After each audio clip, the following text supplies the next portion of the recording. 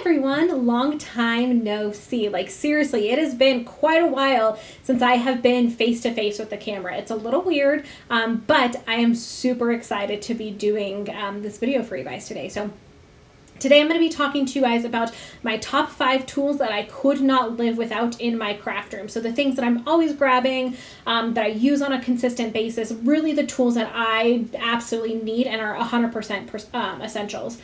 Before we jump into talking about those tools, I just wanted to kind of talk to you guys a little bit about this kind of video in general. I really want to take an opportunity to be able to sit down and do something like this and talk to you guys face to face a little bit more frequently and not just focus on giving you guys project after project after project. I really want to sit down and say, hey, and give you these little, I'm going to call them tidbits, these little tidbits of information that aren't just another project. While I love creating projects and I love filming videos like that, I also want to mix it up a little bit and be able to sit down and just kind of have a conversation with you. So I'm hesitant to call it a series, but I will because I don't know what else to call it. But I want to start these little Tidbit Tuesday videos. And when I say Tidbit Tuesday, I don't mean I'm going to post every Tuesday. I'm thinking about maybe every 3 weeks, something like that. I don't really know. I'm not going to commit to a time frame, but I'm thinking maybe every 3 weeks and bring you guys some of these more little tidbit type videos. So I'm going to show you guys some of my favorite tools today. Next video may be all about my favorite inks, and then the next one may be about my office, and then the next one may be about some organization in my craft room. And I just want to be able to have the opportunity to sit down and talk to you guys about other craft related things that aren't just a project. So I hope you guys are excited. I'm going to stop rambling about it. Be on the lookout for other videos coming out relatively soon just like this. Let's go ahead and jump into it. So first I should say I have my notes down here mainly because I don't want to, I want to make sure I'm keeping myself honest with what I said my top 5 tools were. So if I'm looking down, I also have my monitor that shows me what I'm recording is right in front of me also. So if I'm looking down a little bit, it's because I'm looking at that stuff. I also have a cup of tea because I'm going to be doing a lot of talking in this video. So you should also grab a cup of tea or some water or a glass of wine. It is 7 o'clock here, so I could have also grabbed a glass of wine, but tea will do. And let's jump into it. So starting off, so these are in order. So I started this with my top 10 tools, actually, is what I had done. And then I was like, 10 seems like too much, 5 is good. And then I did 5, and then I was like, well, there are a couple other things that I feel like I really want to mention. So I have a couple of honorable mentions, and it's not technically 5 products or 5 tools like you'll see when we start talking about them, but just roll with it. It'll be fine, close enough. And the point is for me to share my favorite stuff with you. So at the end of the day, we're getting there still. But I did put these in order. Not to say that I don't love one more than the other, but I really put them in order as far as how frequently I use them and the use that I feel like I get out of them, so the benefit that they give me. So I will stop rambling and let's talk about number 5. So number 5 is kind of one of those, like, it's technically not one product, okay? I'm sorry, it's technically not. But number 5 is our, I feel like, do I need to hold it over here? Yeah, over here is better. I'm trying to figure out where the camera is because it's not perfectly center. I'm sorry, y'all. Still trying to figure out this new filming thing. I will get there, I swear. But number 5 is our Stampin' Scrub. And you can see I actually have 2 of them. I've had this one since I was a demonstrator the first time, which means I've probably had this for like 5 years. At one point I decided, like, I'm going to take some vinyl and I'm going to put all the different layers that I normally use, the sizes for cards. I'm going to put it on here, and it actually comes in handy. Because I do reference this quite a bit to know what size I need to cut my paper. But it doesn't come like that. It comes plain like this. And I actually have 2 of them because you do need to wash this periodically. And so when I have one that's washed and it's drying, I can still have another one to use to clean my stamps. So what is the Stampin' Scrub, you might ask? What this does is it is a cleaning system for your stamps. So this is where it turns into technically not one product. The other thing that I have that I think is an essential to go with this is our Stampin' Mist. And so what you do is you spray the mist on one side of the Stampin' Scrub. Here, I forget I need to hold it on this side. I swear, guys, I will get there. I will get there.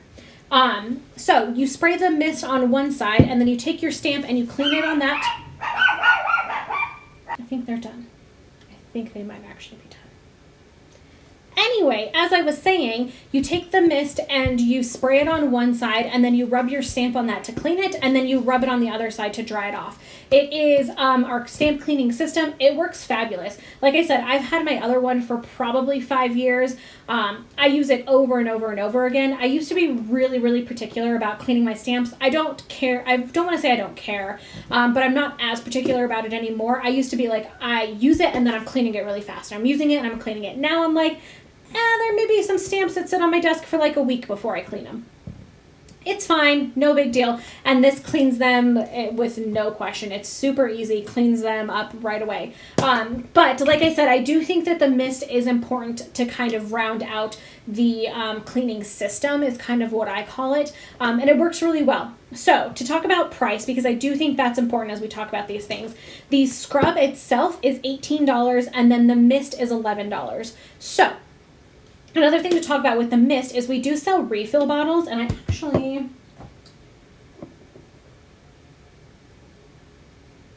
I'm lying to you. We no longer sell refills. We used to sell refills, and now I think that's what it is. So this is a 2-ounce bottle. The one that we sell now is 8 ounces. But I just still have this little guy around, and I'll probably keep it because it's just convenient. So the scrub and the 8 ounce, which is much larger than this one of mist, come to about $30, right? So not that crazy. I will tell you, I have refills of this because I'm always like, oh, I'm going to run out, right? I think I've gone through one refill, and that's in I have that refill from when I was a demonstrator previously. So we're talking about years that I have been able to make my Stampin' Mist last because you just don't need a ton of it. So to get this whole system, you're talking about $30, and then maybe we'll call it every year, you have to spend $11 to get a mist refill. I think it's going to last much longer than a year, but let's call it a year to be conservative. So that's kind of the price point that you're talking about. I love this. I seriously use this all the time. It's the only thing that I use to clean my stamps. It's fantastic, and I think it's totally worth the $30 if you have it to spend. If you don't have it to spend, we do have another option. I don't think this option is as good of an option, but it is an option if you don't want to spend the $30. And I get it, right? You could spend that $30 on a stamp set. Ooh, I think we might have a little visitor. We may have a little dog visitor. Anyway, hopefully they don't want to jump up in my lap. But you could spend $30 on a stamp set, right? So I totally get it. It may not be the right option, and that's okay. If you want a different alternative, we do sell our Simply Chamois, and it's this. It doesn't come in a case like this. I've grabbed this stamp case from an old stamp set, and that's what I used to store it. But it's this little cloth here, and basically you just get it damp, and then you use this to wipe off your stamps. I use this, I mean, you can tell I've used it quite a bit. I use this while I'm actually creating projects. So if I'm stamping, if I'm using the same stamp, but I want to use it in a couple of different colors, I'll use this to just wipe it off really quick. Or if I ink up my stamp and I get a little bit of ink on my block, I will use this to wipe it off. So I don't really use this to truly clean my stamps. And I will be totally honest, I don't think it's the best thing to truly clean your stamps. But it does work really well. If you're in a pinch and you don't want to spend money on your Stampin' Scrub, or if you have one and you've washed it and you're not like me and you don't have 2 of them just laying around, if you've washed it and you need to clean your stamp really fast, this does work in a pinch. And it is a cheap alternative if you're not wanting to jump into the full cleaning system that we offer. It is a good alternative to just have something to clean your stamps. I will tell you, I just don't think it cleans them super well. I do think the Stampin' Scrub and the Stampin' Mist do really, really, really get your stamps clean. And I can say that because I've used this, thought it was clean, and then stamped and it wasn't totally clean. So I don't think this is a full system, but it is a cheap alternative, and it is something that you may consider if you don't want to jump in and spend the full $30 for the Stampin' Scrub and the Stampin' Mist. This, the chamois runs for $8, so it's definitely an affordable option of just getting something to clean your stamps with. Like I said, I don't use this all the time. I use it in very specific scenarios, but it is nice to have, and I do find myself grabbing it a little bit more frequently because I am kind of creating a lot of projects, I feel like, recently, and so it is nice to just have an alternative for like a quick cleanup. But number 5 on my list is definitely the Stampin' Scrub and the Stampin' Mist, our whole stamp cleaning system. Number 4. These little guys are snips. Oh, that's what I was going to tell you guys. Sorry. So I was also going to show you guys in the catalog, and you may be able to see like a little sneak peek. So number 5, the scrub and the chamois are on page 163. So if you wanted to see them in the catalog, if you need to be reminded of prices or whatever, if you're looking in a couple days and thinking about maybe I want to purchase something, these are on page 163. Now, moving on to snips. And I'm going to tell you really fast. These are on page 159. You can see them there. Somewhere. I can't. There. You can see them there. I swear, you guys. I swear. I'll figure this out one day. So, snips. Seems kind of random, right? Totally is. But when I was sitting down and really thinking about what I use on a consistent basis, snips were absolutely at the top of my list. You can see I have 2 pair here. I have 2 pair mainly because I like to have 1 pair specifically for ribbon and then another pair that I just use for whatever.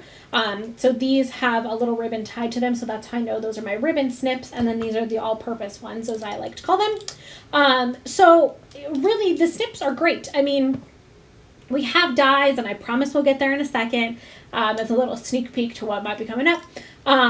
We have dies, right, to cut out stamped images, but we don't always have a die. Like, we don't have dies that go with every single stamp image, right? It's impossible. It's not a thing.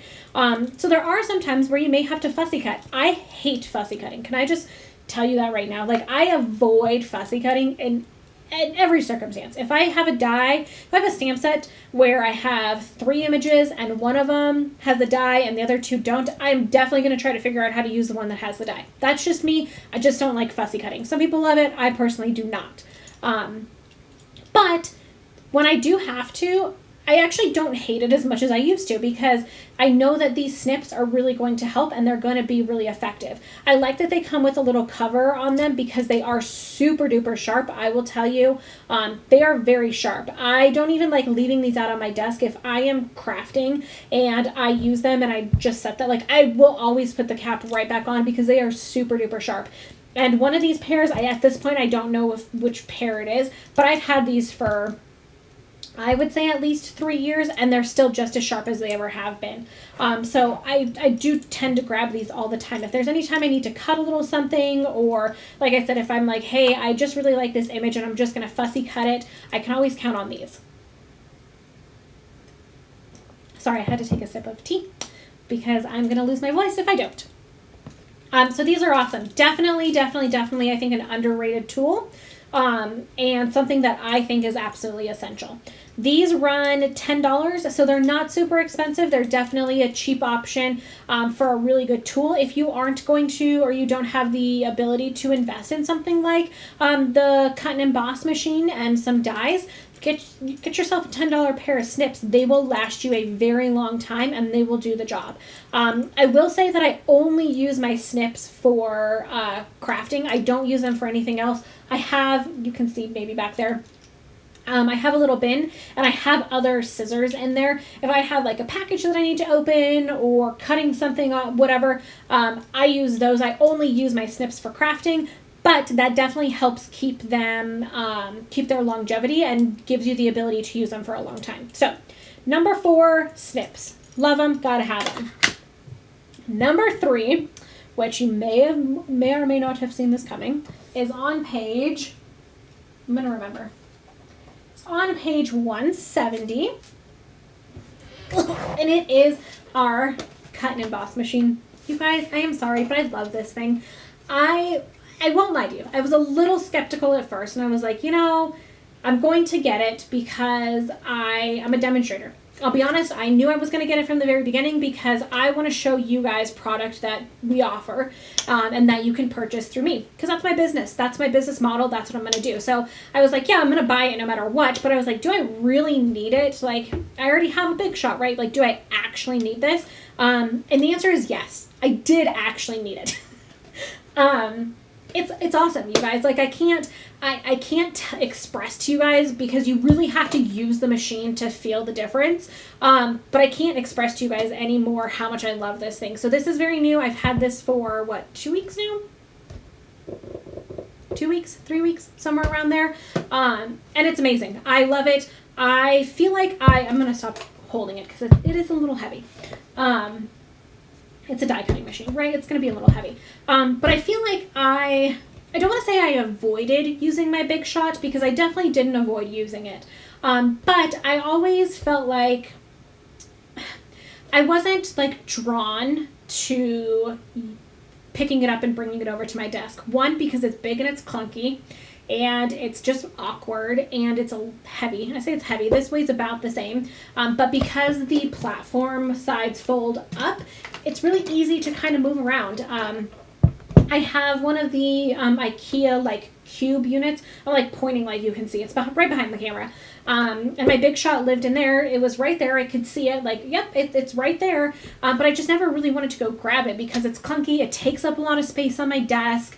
And I didn't feel like I wanted to use it. This guy, I love using it. It's tiny. It just takes up minimal space on my desk. I don't feel like if I have this on my desk and if I'm going to use it, it's going to overtake everything. It's really, really convenient. And I'm not just saying that because I'm a Stampin' Up! Demonstrator. I'm saying it because I actually mean it. I will tell you very honestly, I was skeptical of if I actually needed this and if I was actually going to use it. And I can tell you that I'm really glad I did get it because I really, really, really love it. So it's definitely one of the newer tools that I've kind of fallen in love with, but I think it's fantastic and phenomenal and definitely a must-have. It is the priciest tool that I'm going to talk about, the most expensive tool that I'm going to talk about. It's $120. Not everybody has $120 to go and spend on a new die cutting machine, and I totally know that. We do have a mini option coming out at some point. I don't know when that's going to be, and that one will be $60. But if you're looking for a die cutting machine and you have the ability to purchase one, I would definitely recommend the Cut and Emboss machine. I think it's fantastic. And it comes with all of the plates. I just recently did a review video of it, of unboxing it and showing you guys what comes in it and all of that stuff. And actually the spread in the catalog, can you guys see this? It actually has quite a bit of information in it. So again, this is page 170. If you wanted to take a look at that, it actually has quite a bit of good information in there. Sorry, I need to take another sip of tea.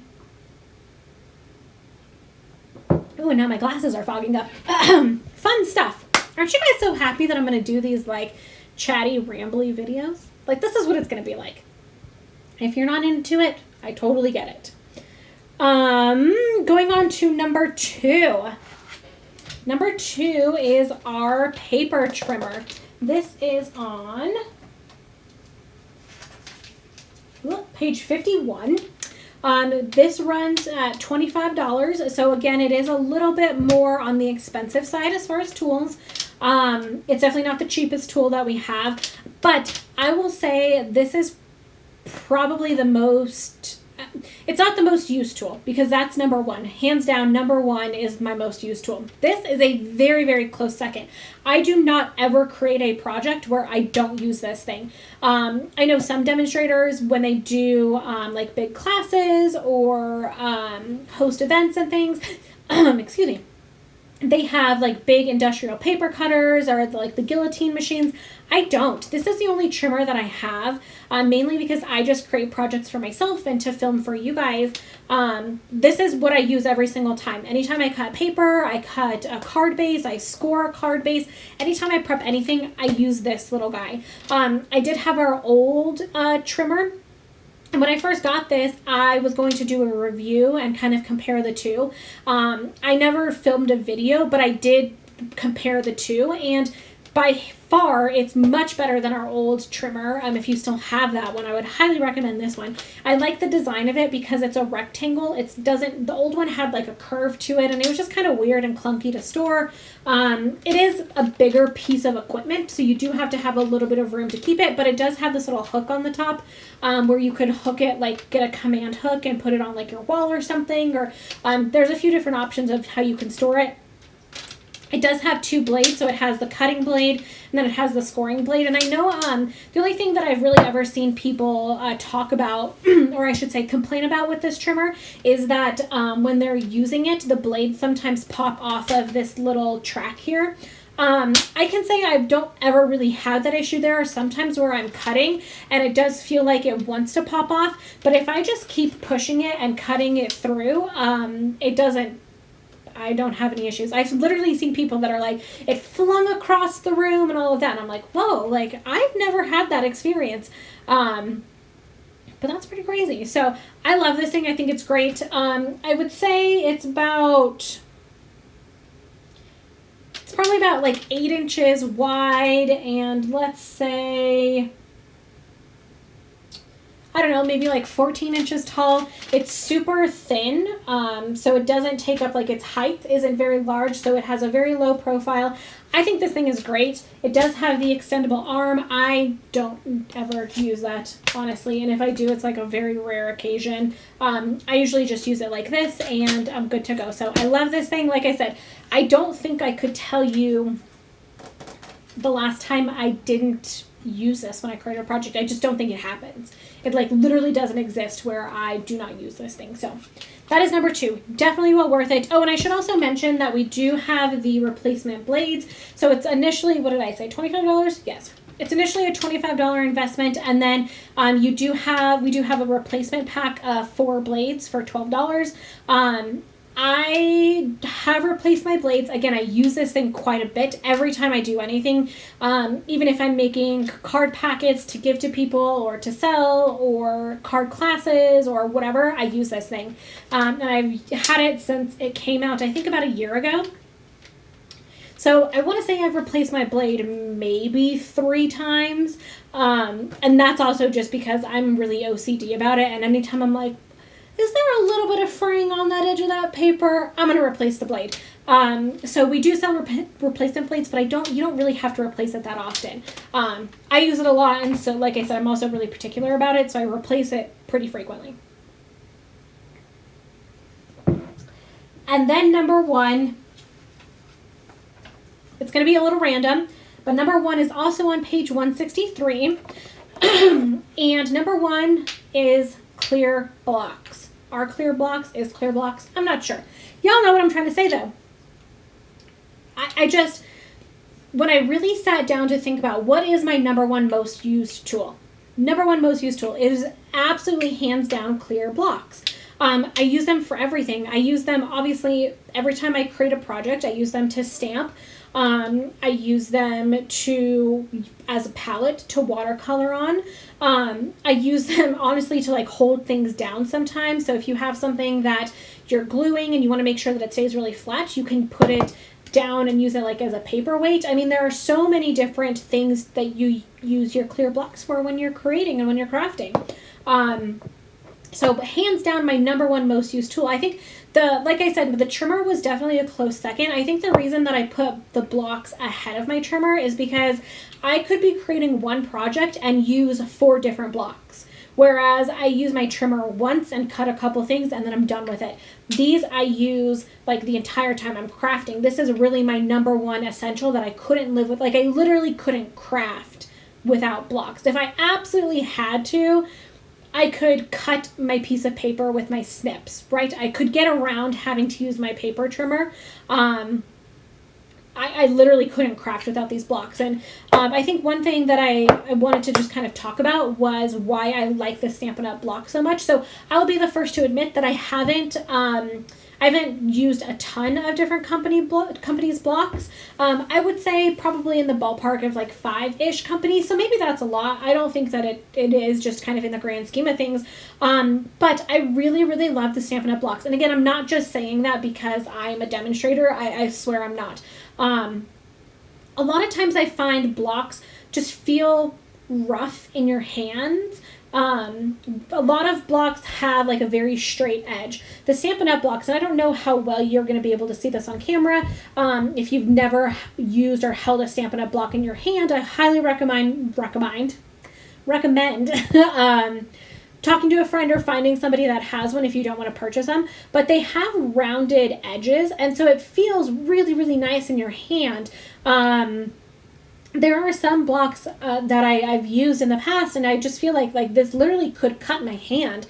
That's how sharp it felt because they just have really blunt edges. So I really like that the Stampin' Up! Blocks have this rounded edge here. trying to see if you guys can see that on the camera. The other thing, which again, I'm not 100% sure how well you're going to be able to see it, but it has this little groove in it. And what that does is it makes it really easy to grip. And when you stamp, it just feels really nicely when you stamp. They're really, really nice. They're really durable. I mean, some of these guys I've had for years. Yeah, they have some scratches and they're beat up a little bit, but they're totally, totally usable. I did want to just mention, while I'm talking about blocks, the different sizes of blocks that I think I use the most and what I would recommend. So the blocks that I use the most to start with are B and C. B, I think I use the most. Like I literally, let's open this drawer. I have 8 B-sized blocks. That's because that's how frequently I use them.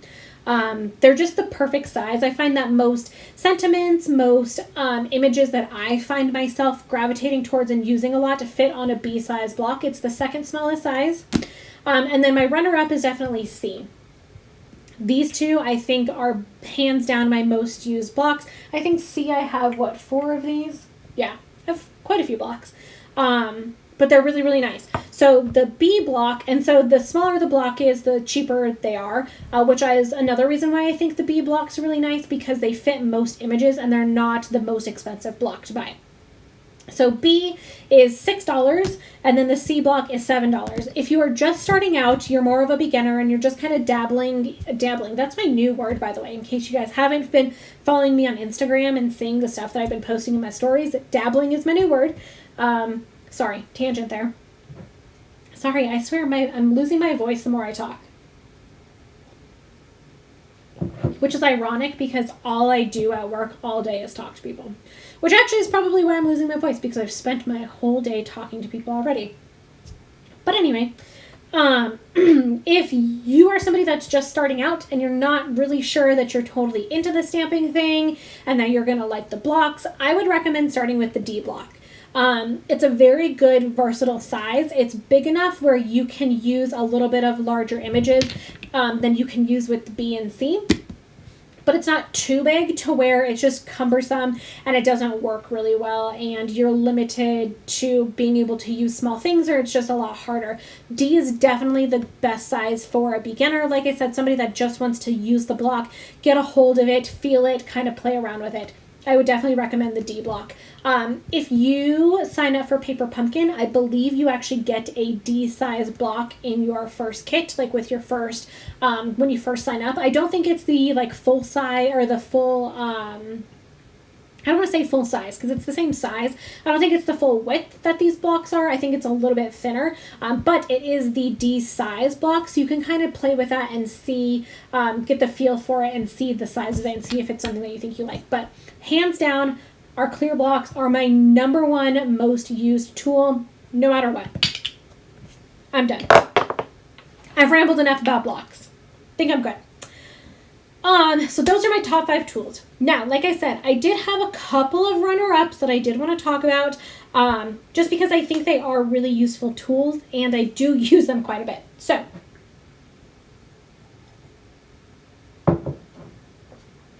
sorry, I just looked over and there's really random letters and words that have been typed on my keyboard, probably because I've been throwing my catalog on it. Anyway, so my runners-up, I have 2 of them. We will start with this one. So this is our bone folder.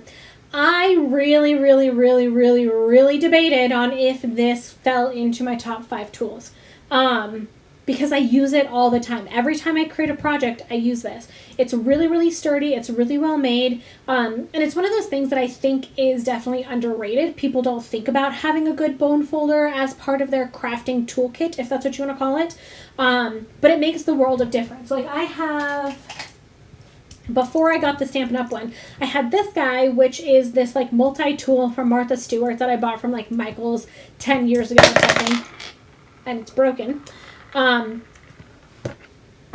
this piece right here is a bone folder. it works okay. It gets the job done. And I'm sure there are better ones even than this out on the market, right? I just find that this one works really well. Like I said, it's really good quality. It's a nice weight.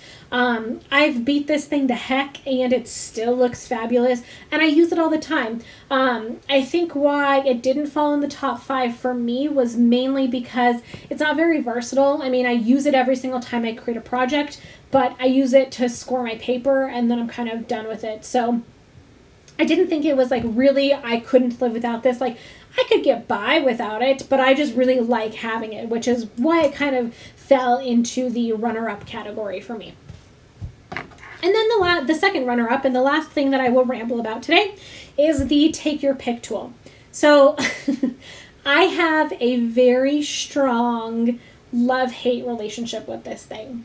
I'll just be honest. I'm all about honesty. I like it in some aspects, but at the same time, I don't like it. So you will notice first and foremost that there's something missing from the top. So this piece normally goes on the top and it's one of those like little tacky picker-upper things. I hate these things. I think that sorry, let me rephrase that. I hate these things on another tool like this. I use the little picker-upper, but I use it like this. I have little hands, so maybe that's why also. But I just use it out of the actual Take Your Pick tool. I keep it like this in my drawer, and if I need to pick something up, I just drop it first. But I just use it and I pick things up. And then I put the cap back on and I'm good. The reason that I don't like it in a tool like this is because I find that you waste a lot of the putty because this plunger is constantly getting pushed up when you don't actually intend for that to happen. So I find that I take the little thing off and I just keep it like this and I use it and it's perfectly fine. The other tools, the tools on the other end of the Take Your Pick tool, I really like. So this is one of them. This is a really sharp poker and a little spatula. This is the one that I use most of the time. And they just kind of twist in. The other one is this little ball tool, which I don't really use all that often. I use it every once in a while, but not super frequently. This is a really good alternative if you don't have a tool to score something with. You can use the little ball to score, and it works really well. You can just get a ruler and run it down, and then you have a score line. So that works really well. Also, I just don't find myself needing it, so I don't really use it that much. I keep it in the drawer, but I don't use it that much. So that's why I kind of have that love-hate relationship with this, because when it comes to the spatula and the little poker, I love it. And when it comes to using the little tacky picker-upper tool on its own, I love it. But I don't know that I love it as like a combination with all three things that kind of go into it. I don't know. It's just not 100% perfect for me, and that's okay. Every tool isn't going to be 100% to your liking, right? Totally fine. The other thing, because I know some people ask, we do have the, what is this called, by the way? This is the Take Your Pick die brush. And let me grab the other piece to it.